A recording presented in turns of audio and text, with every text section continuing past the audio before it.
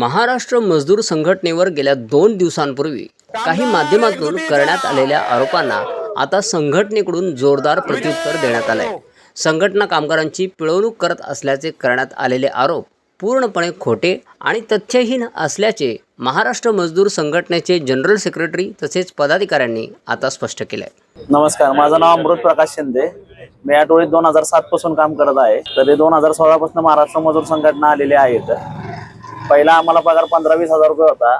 2016 पासून आमची पगार वाढ होत गेलेली आणि आतापर्यंत आम्हाला 80-90 हजार रुपये पगार पडत आहे. आता कामगारांच्या हक्कासाठी आणि त्यांच्या न्याय मागण्यांसाठी संघटना सातत्याने काम करत असून संघटनेची प्रतिमा मलिन करण्याच्या उद्देशाने हे आरोप करण्यात येत असल्याचा आरोप पदाधिकाऱ्यांनी केलाय.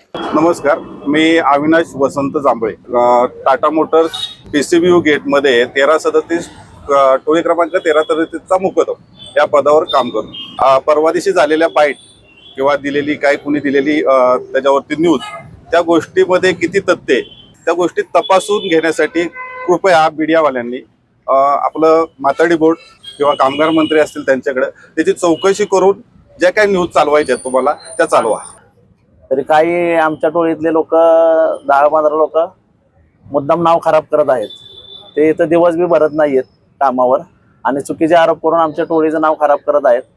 ऍक्च्युली त्यांना दुसऱ्या संघटनेची भर असल्यामुळे संघटना चेंज करण्यासाठी त्यांचे प्रयत्न आहेत.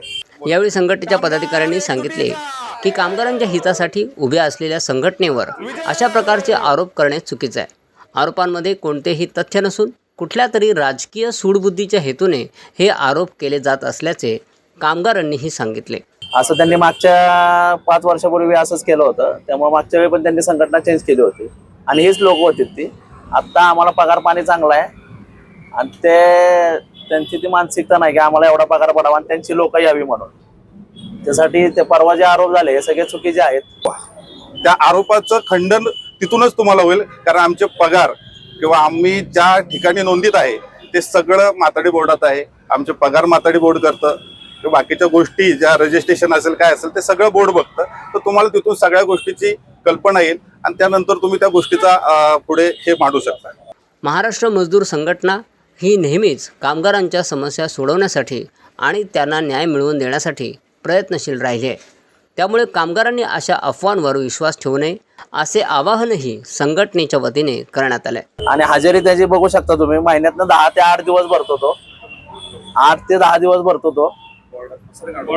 बोर्डात पण, पिंपरी चिंचवड बोर्डात पण आपण चेक करू शकता.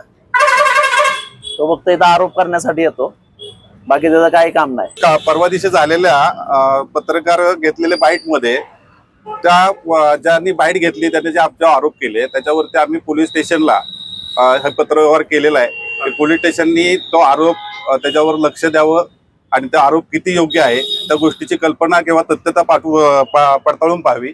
तसंच हा पत्रव्यवहार आम्ही कामगार मंत्र्यांना पण देत आहे. व आपले पिंपरी चिंचवडचे बोर्ड जे आहे आमच्यासाठी त्यांनाही हा पत्रव्यवहार करत आहे, जेणेकरून त्या गोष्टी किती योग्य आहेत.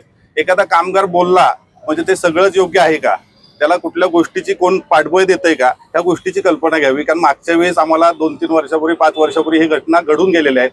कुठली तरी संघटना येते त्यांना ताकद देते किंवा कुठला तरी पक्ष येतो त्यांना ताकद देतो आणि ती टोळी तुटली जाते. आमची टोळी खूप मोठी आहे. ही टोळी एकत्र ठेवण्यासाठी आमचा प्रयत्न असतो. 223 कामगार आहेत, कुठेही कोणी जाऊ शकतं. त्या टोळी एकत्र कशा राहतील, त्यांचा संसार त्यांचं घर कसं चालेल याच्यावर माझं लक्ष असतं. तर कुणी कृपया कुणी अशी गोष्ट केली तर त्याची सत्यता पडताळून घ्यावी. सिटी प्लस मराठीसाठी गणेश मोरे, पुणे.